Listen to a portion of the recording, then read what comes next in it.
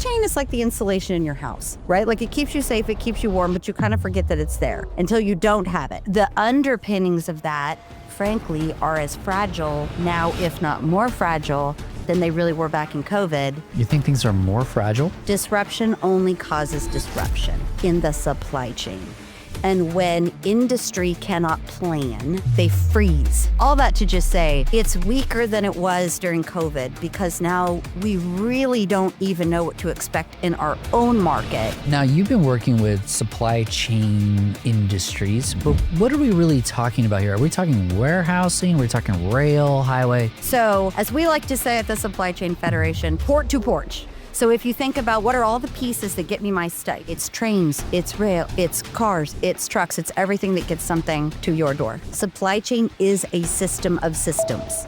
So it is inherently complex. Can you talk about how important local infrastructure is to the moving of freight and things? The supply chain is critical, and goods movement and highways, no manufacturer is going to locate their facility out on a road that they can't get their product to market. So when we invest in the arteries, the circulation system of our economy, then we have a stronger beating heart. We can move things. We're going to grow. We're going to be strong.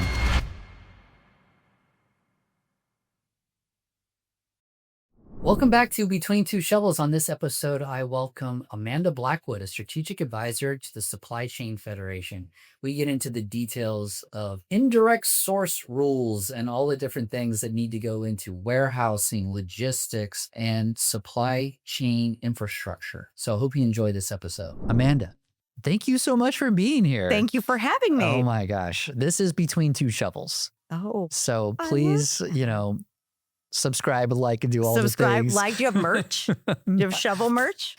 Do you sell shovels? Oh my God, that's such a great idea. So everyone know when that blows up, there you go. Partners in that venture. Sell shovels. That is exactly. I think you should. This is already worth it. I'm so happy that you are here. Amanda, you have been dialed into supply chain issues for a very long time now, and I wanted you here to walk me through some of the most recent current events. I mean, we're hearing about tariffs, we're hearing about new rules and laws. Right. And there is a big one, I think, ISRs, which I need you to explain. It's so exciting. It's more exciting than you think that it is. I go on record with that. Indirect. Oh gosh. See, I can't even get it right. Indirect source rules. Direct source rule. The new worst idea to come out of California. Go ahead. Tell me what it is. What is going on with this? So supply chain, right? We all remember it's one of those things. It's like we all remember 2020. Supply chain is like the insulation in your house, right? Like it keeps you safe, it keeps you warm, but you kind of forget that it's there until you don't have it. And then it's horrendous. Yes. So when we went through COVID, we all kind of understood as humans a little bit more, I think. Oh man, what happens in China affects what happens at a port, maybe what happens to me. Or at minimum, there's nothing on the shelves that I want. Like I need toilet paper and it's gone. Where is it? What the hell? Oh, supply chain. I now know what it is. So, that's 2020. Flash forward, here we are, 2025. Unfortunately, I think in large part, we kind of forgot again. And it's a testament to the resiliency of the supply chain, the industries that make it up, the ports, the workers, the warehouses, the shipper, that they just get that back on track and then it goes away and we're like, oh, great. I have everything that I want again. I don't care. But the underpinnings of that, frankly, are as fragile now, if not more fragile than they really were back in COVID. And we are now seeing... You think things are more fragile? They are, and I'll tell you why. Wow. So I give a sassy quote to Politico a couple of months ago, but specifically to Trump and the tariffs, in that I don't know what the hope is there with that behavior. What I have come to understand from their office is he believes that disruption is going to give us an opportunity to recut deals and renegotiate and create some leverage. And I understand that, right? Commercial real estate, I've been in commercial real estate too. I get it. Yeah. Right. Disrupt the market, create fixed timelines, create a sense of urgency. Now you have some leverage to renegotiate. Is it fair what we're paying on our current trade agreements to all the countries we have? No, it isn't. Is it fair to say, should the U.S. pay 4 times as much as fair, right? Is it fair? I don't know, figure it out. But is it reasonable to come in as a new leader and ask those questions and say, are we getting the best deal we can get? That's fair. That's fine. Yes. And the belief that doing the tariffs and that somehow that was going to create that. I understand that that's what you think. However, disruption only causes disruption in the supply chain. And when industry cannot plan, they freeze. Yeah. And not good, bad, and different. It's just what it is, such as the nature of industry. There are some people that are just those first part of the curve and they're outliers and they go out and they innovate and they're crazy and amazing and they figure it out. But for the bulk of industry, particularly Fortune 100 industry that's going to have to invest in things that are expensive, like massive electrification or the cost of doing business in California or the cost of environmental regulation to do business, if they're making those determinations of if they should pay for that stuff, they need to be able to project what the future is going to look like. And, to one side of the table, hey, Trump, maybe you figured it out and you're going to negotiate us this freaking paradise and it's going to be great and we're all going to make more money and have more efficiencies and margin than we ever had before. Golden age. Maybe. Big, beautiful roads, bridges, houses, fairs, tanks rolling down the street, whatever it is that you want to do. I hope that is a outcome of this choice. But what it appears to be currently doing in the short term anyway is industry doesn't know what's next. It doesn't know where it's going. Very frankly, I think just for a record statement to say climate change real, environmental justice concerns fair. Has it gone overboard? In my opinion, solidly yes. Okay. However, right, in that kind of environment, you've got even the Biden administration who is saying, we want to meet certain kind of standards. We want to meet certain EPA standards, carbon emission reduction standards, and companies start going that direction and they've invested a lot of infrastructure in that. And then you have a brand new administration that's like, no, don't do it. One might say on the surface, well, business has got to be dancing in the streets, like no more rule. No. Well, maybe for some, I don't know. But for others, they've invested years and millions into carbon emission reduction, climate change, smart building. And now they're like, are we even doing this anymore? So all that to just say it's weaker than it was during COVID because now we really don't even know what to expect in our own market. You need certainty. How do we plan when we don't know? Interesting.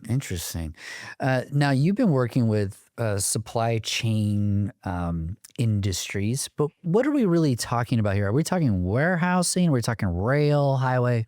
Right. So as we like to say at the Supply Chain Federation, porch to port or port to porch. So if you think about what are all the pieces that get me my stuff, like this maybe was made in the USA. I do not know where it was made. However, unlikely. If it was not, right? Some factory made this. They actually put it on a ship. That ship had to be loaded, sent, unloaded, sent. Then you've got a big warehouse. You've got longshoremen. You've got truckers. You've got retail. You've got last mile delivery. You've got all the mom and pops, everything in between. So we're really talking about it's trains, it's rail, it's cars, it's trucks, it's everything that gets something to your door. And in California, we're the West Coast entry point for all of these types of products that are coming in from Asia. Port of Los Angeles, huge, humongous. Port of Long Beach, Oakland, right? I keep hearing that the, quote, Inland Empire is leased out, right? And that we're, part of the challenge is getting the products kind of out of California. Right. Are you seeing some of that? What are you? Yes. And I'll answer in this way, kind of back to why does the Supply Chain Federation exist? Because this is so interconnected, right? As Fran Inman is on our board, she is like the mother of freight in California. And she says supply chain is a system of systems. So it is inherently complex. And it moves all the stuff all around. So what we see are even things like the state of Kansas took a stronger stance on emission reductions than the other surrounding states. And one of the things that they wanted to do was a different kind of rail, like some kind of hybrid electrified rail, whatever. So they built tracks for this. Well, that's freaking fantastic, Kansas. But how exactly does that rail car go through Illinois and Interesting. and get to Georgia, Savannah, or how exactly does that train get to California? We don't have that. So it's just an example of how disjointed, Yeah. right, it is. So to your point, is the IE built up? Can we get more out of it? Well, part of it will be innovation, and we're going to see what happens with that. Another huge challenge this year, for the next 10 years, is the need for data centers. And often data centers are so huge. Often they take perhaps the same kind of land that a warehouse would have taken. You've also got. So wait, hold on. So when we're dealing with some of this, why would there be rules on where you can put data centers or warehousing? I want to go back to this indirect source rule, because I'm still not even sure, what are we talking about? What are here? we talking about? So, right, many things, and something California does well, right, is I think took a very forward facing look at it's too smoggy, the air's not healthy, how do we reduce emissions? And that's fair and right, and you should ask that. So what they look at, as anybody would, right, and say this is maybe 20 years ago, you've got them going, well, what are the sources of pollutants? I see. Well, it's source of pollutants. It's trucks. It's mobile source, right? So, okay, well, if that's the biggest thing, well, then let's tackle that. And so they did. So many things have been done. There's been truck technology, electrification, a variety of things that have been done to try to deal with that. Maybe we need just more electric vehicles in general. Well, let's try to do that. So all the things have happened. We've done all the things that you can. You worked with industry. We created catalytic converters in California, right, to Really? reduce emissions on car. Okay. So these are those examples of a regulator going, okay, air quality should be improved. How do we do it? Here are our largest sources. Well, let's go to the people that make that stuff and let's work with you and say, hey, manufacturers, you're making these cars. Is there something we can do? And you go, you know what, there is. And then you did it. So, we have this long history of going from we want to reduce emissions. And now, flash forward, maybe you're like 96% the way there. I think the air here is pretty good. Port of Long Beach in particular, right, is a national like blue ribbon gold standard of how to do a green port. And these folks, they have spent millions and they've gotten it like 98.2% of all particulate matter. We've got it. And this was done in a cost-effective way. This was done with industry. This was all done. But the tricky end of the story is, but what about that last 2%? What Not about worth it. how do we get it? How do we get to it? So what you now see back in 2021, South Coast Air Quality Management District says, we're going to take on the challenge of that last 2%. And what are the sources? What are the sources? Well, it's mobile source is what it is. Well, we don't regulate mobile source. So what can we do?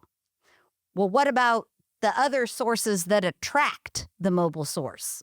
Really? Well, what do you mean? Warehouse. Well, like a warehouse. So I'm the South Coast AQMD. This is my purview, and I can regulate that warehouse. So what I'm going to do is say, no, you're not a direct source of emissions. You're an indirect source of emissions. And I'm not going to put rules on you that says, you have to have these forward-facing ports. You have to have electrification standards. You have to, and the good and bad of that is if you're a very, very large developer, maybe you can do that. But for a smaller person or any kind of redevelopment, which with an impacted inland empire, you're going to have to redevelop and make things more efficient, you now have an environment in which, well, okay, I'm not going to do it. And these have been put in place and they have now been proven to be completely ineffective. Yeah, I anytime I hear that word indirect on pollutants, my mind immediately goes to like CEQA laws and NEPA laws that are unconstitutional. Like there has to be a nexus to an impact. Right. And anything that is indirect, I deal with this a lot in transportation when I hear about like induced demand, which is, I just call it indirect demand. Right. It's the same thing. Right. Right. It's like you can't measure any of that Right. to an actual, direct call it an impact, right? Some kind of cause and effect. Right. Well, very much so. And in this particular instance, I think the most nefarious current circumstance is that, to the South Coast, great defense at the time that they hatched the idea. I'm sure they thought that it was a very, great efficacy, great idea. It was going to be great. You're going to generate funding. We're going to be able to create some incentives and reduce these emissions. That was the noble intent. But time has passed. And we now, actually, the Supply Chain Federation just worked very closely with Ramble, engineering firm down in Southern California that specializes in this work, to ask that question and say, no harm, no foul, no criticism. Did it work? And did it because other markets around the country are trying to duplicate it? So it really is an imperative on all of us as leaders to ask, did it work? Because, What's the answer? the answer wholeheartedly is unfortunately no. And, look at it this way. Originally, when this kind of concept, this kind of program concept came before the EPA, so the mothership of regulation and hopefully, environmental justice-minded decision-making, they said, cool idea, but we don't see any possible actual measurable reduction in comparison to how you have structured the program. So the fee structure, the way that you've done it, there's pieces, super frankly, there's pieces of it, like you can buy a piece of equipment and get emission reduction points but never use it. Well, if I made that yard hustler, I'd be in the hustler lobby strong in that one. But things like this that you've actually built into this, EPA thinks it's a little bit questionable. And at the time, South Coast said, we don't have any proof. Now they're coming out and saying, no, we think it really did work. And let me tell you, but when you peel that onion, you go, well, yeah, y'all, those are impacts from previous programs. So you can't count what you did for the electric trucks on this idea. One may ask, why are they so reticent to say it didn't work? And the reason is because this is essentially a tax. Yeah. And it's free money. And they're now, South Coast is in the planning process of what to do with those funds. But, even in that, the reinvestment to get impact, they didn't do that yet either. I'm curious, it's been a short amount of time, but is there any anecdotal evidence perhaps of the harmful impacts on industry moving into that area? Or perhaps they're saying, we can't do business here, we have to leave? Very much so. So two specific things that we see. One, kind of back to our previous, rail on all this disruption, is it's even more. And I know sometimes that argument falls on deaf ears, and industry says, the more expensive it is, the more we're just going to leave. And people go, no, you won't. You can. I'm telling you, in these instances, they are leaving. So that is really happening. And there's so much unknown. Also, that has to drive the cost of goods up. Well, and there's competition. There's competition too. If I'm one of those companies, as you said, right, LA Port is your West Coast hub, but I could go over to Savannah. And very frankly, the governor of Savannah thinks that the port is the best thing they ever had. And the legislature of Savannah is elated about the jobs, about the union jobs, about the non-union jobs, about the engineering jobs. They're a hub of innovation. Whereas our ports in Long Beach and LA, I don't deign to speak for you, but I might say that perhaps feel like the bad guy in a state that, how the heck do you think we got to fourth largest economy? Because we have some of the world's largest, deepest ports? Yes, that's why. Yeah. So, I keep hearing we're the fourth largest economy. Allegedly, I don't have my pile of money that I get to roll in yet, but I think it's coming. But, it very much it does. And super frankly, as I said, we're seeing this policy spread out around the country, New York and New Jersey in particular. And we're very much hearing from small businesses, particularly there, that are saying, if this is coming my way, I can't pay for this. Other states also saying, how much does it even cost to facilitate a program like this? Like, you're the South Coast, maybe AQMD, maybe you got like 40 staff. I'm like Colorado, I have 2 people that sit in here. So how exactly do I do this? So with these kind of warning shots that we're hearing on this kind of stuff, what's the call to action here? Obviously to check out Supply Chain Federation, but what are some of the things that you're kind of organizing your energy in this way? Like where are you seeing an effort to be effective and to do things? Well, it's a great question. And I get, from Supply Chain Federation standpoint, we don't want to just say no to something, but not say yes to something. We need to solve the problem. And, without being dismissive in any kind of way, the last 2%, it's fair. It's a noble cause, right, to want to do it. However, we need to go back to what's real and what's actually implementable. So we cannot design an expansion system of electric vehicles for a grid that we don't have. Mm-hmm. But Right. we can certainly design an expansion timeline for a grid that we do have with reasonable federal infrastructure, braided dollars, with reasonable other things in balance. The statute for the AQMD says that the solutions to emissions problems must be cost effective, right? And what we've seen is a bit of a shift to loosey-goosey cost effective. What can we do? We can be actually cost effective. That wasn't made to advantage industry in a nefarious Rockefeller way. It's because the technology doesn't exist and we can't afford it, guys. So that, and very tactically, what we're doing at Supply Chain is, as I said, we're seeing these ISRs spread across the nation. We also have a port ISR in October here in California. There's rail ISRs there. There's an ISR buffet, wherever you want to go. Are you looking at federal legislation to stop it? Yes. And we look to our leaders at the EPA, and they're discussing ISR, which really, for an SCF, that's when our radar went on and said, no. Right. Please stop drinking this Kool-Aid. At least, let us tell you what it actually is. So, we're having conversations. I know others are having conversations, but at the federal level to say, EPA, again, love that this administration wants to invest in infrastructure. I want highways too. I want freeway. We have forgotten about freight. It's not sexy and exciting, but it's important. So yes, how might we work with this administration to set reasonable goals, to embrace what cost effective can actually mean, and to work with our states, just from a national standpoint, just to be more organized so that we don't have rail cars that don't align, so that we don't have emission standards that no one can do. That sounds so crazy to me. This is a solvable problem. Just talk to each other. Yeah. solvable Rail cars not problem. aligning. I mean, that sounds nuts. I mean, that should never exist. Guys, so these are solvable problems. And certainly I would make my last plea to your folks, what can you do, particularly in California?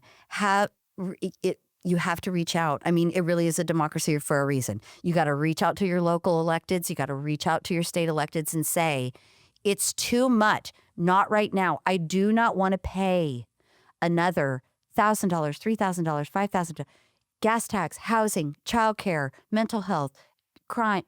Guys, figure out with what you got and give us a minute, because California families need a breather and we're trying to, get our lives sorted out. Please don't make it harder with That's a great point. unnecessary costs for things that don't work. Love it. Okay. Well, it's a short little episode here. But Maybe it's a part 1 of 2. It could be a part 1 of 2. Any questions for me, since we're right here at the very end, Since Amanda? I got you. Well, I will have a question for you. Yeah. And it's an editorial question, but can you talk about how important local infrastructure is to the moving of freight and things? I think we think about it as people because we drive to work and whatever, but we're not just moving people, we're moving things. And it's so hard to get done. It's so expensive, it's so hard, but it's so important. The supply chain is critical, and goods movement and highways, it's hand in glove, right? No manufacturer is going to locate their facility out on a road that they can't get their product to market. So when we invest in the arteries, the circulation system of our economy, then we have a stronger beating heart. We can move things. We're going to grow. We're going to be strong. And, to me, it seems so simple, but you have to have the good ability to move your product around in a reliable way, a safe way, and, manufacturing and highway capacity, hand in glove. That's how I think about it. So, Amanda, thank you so much for being here. Of course. And I've always really enjoyed talking with you. Me too. And we'll do it more. Okay. Well, stay tuned for part, Part two, two. and the product drop of our first Gold shovel. shovel. Yes, I love it. Thank you so much. Of course.